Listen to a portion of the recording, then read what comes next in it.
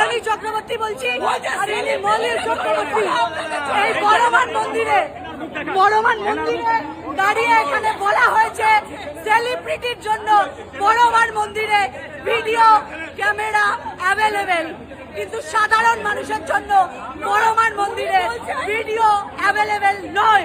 সেলিব্রিটিদের কথা আলাদা, আপনারা তো সেলিব্রিটি নন, তাহলে ভগবান কি সবার জন্য এক নয়?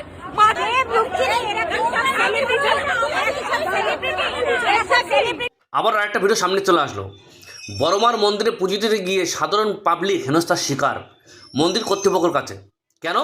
যে সাধারণ পাবলিক ভিতরে গিয়ে বড়মার ছবি তুলছিল, ভিডিও করছিল মোবাইলে, তাদেরকে বাধা দেওয়া হয়, তাদেরকে বলা হয় তোমাদের ছবি তোলার কোনো অ্যালাও নেই, তোমরা কোনো সেলিব্রিটি না, তোমার দেব না, এইভাবে তাদেরকে বলা হয়। কেন বাবা?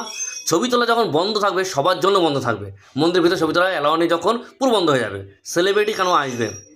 তার মানে কি আবার প্রমাণ করে দিল।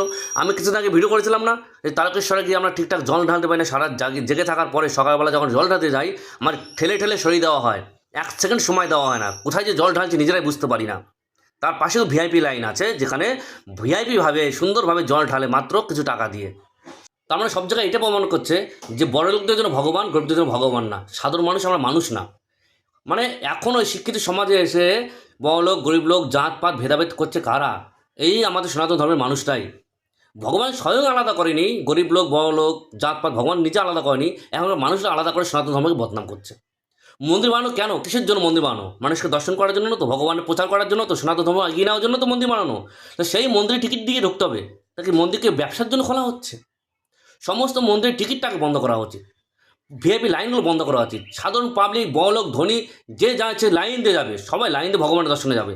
বড়লোক দেখে ভিআইপি দেখে সেলিব্রিটি দেখে তার লাইনটা আলো সরু লাইন হয়ে যাবে, সে ভালোভাবে পুজো দিয়ে আসবে, আর আমরা পশু, তাই তো?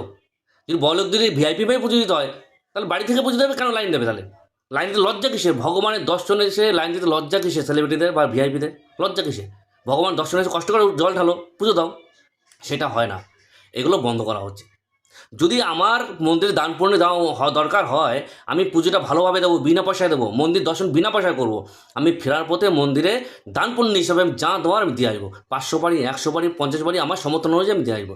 ওগুলো মন্দিরের কাজে লাগাও, সেবার কাজে লাগাও, কিন্তু এগুলো মন্দিরে টাকা দিয়ে এগুলো ব্যবসা নয়। এই তো অন্য ধর্মে তুমি দেখবে না, কোনো ধর্মে দেখবে না, সমস্ত ধর্মের জাতপাত ভুলে গিয়ে গরিব বড় ভুলে গিয়ে একসঙ্গে তারা মানে তাদের ধর্মকে ডাকে বা তারা প্রার্থনা করে বা পুজো দেয় বা যেটা যার নিয়ম সেটা করে। শুধু একমাত্র সনাতন ধর্মের মন্দিরগুলো দেখো এরকম পয়সা দিয়ে ঢুকতে হয়, কেন হবে এগুলো? সমস্ত কিছু বন্ধ করা দরকার, সমস্ত কিছু বন্ধ করা দরকার।